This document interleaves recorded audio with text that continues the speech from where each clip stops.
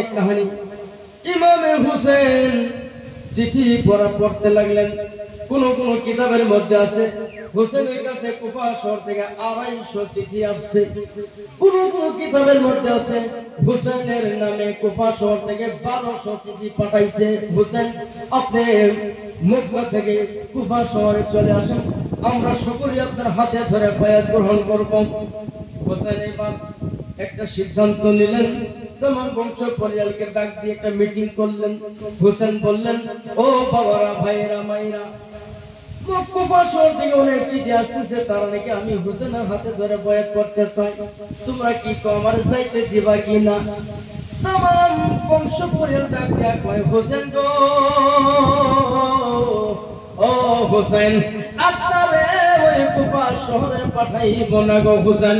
হুসেন, কুফা শহরের মানুষের মুখের ভাষা এক ধরনের, তাদের হাতের ব্যবহার আরেক ধরনের, তাদেরকে বিশ্বাস করতে পারি না।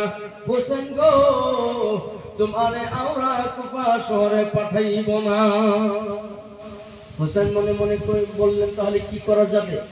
ওই মিটিং এর মধ্যে হযরত ইমাম হোসেন একটা চাচাতো ভাই ছিল, যার নাম হইল মুসলিম বিন আকিল। জুরে বলুন সুবহানাল্লাহ। মুসলিম বিন আকিল দাঁড়িয়ে গেলেন, হুসাইন,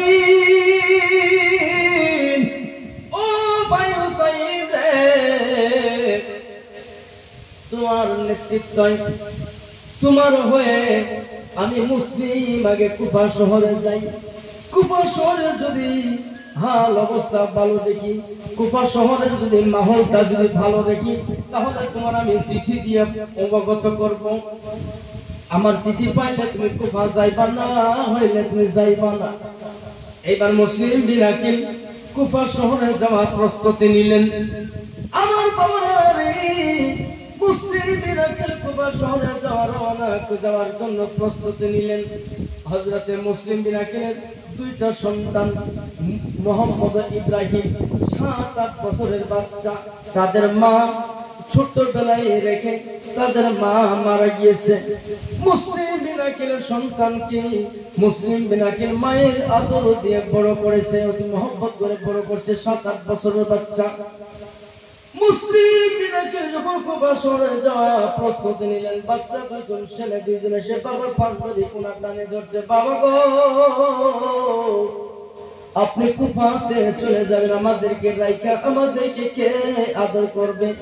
আমরা রাতের বেলা কার গলা ধরে ঘুমাবো? বাবা, আপনি কুফা শহরে যাইবেন, আমাদের দুই ভাইকেও আপনি নিয়ে যান। মুসলিম বিন আকিল বলেছে, বাবা রে, তোমাদেরকে নেওয়া যাবে না, তোমরা থাকো। বলেছে সন্তানরা, বলেছে আব্বু গো, আপনি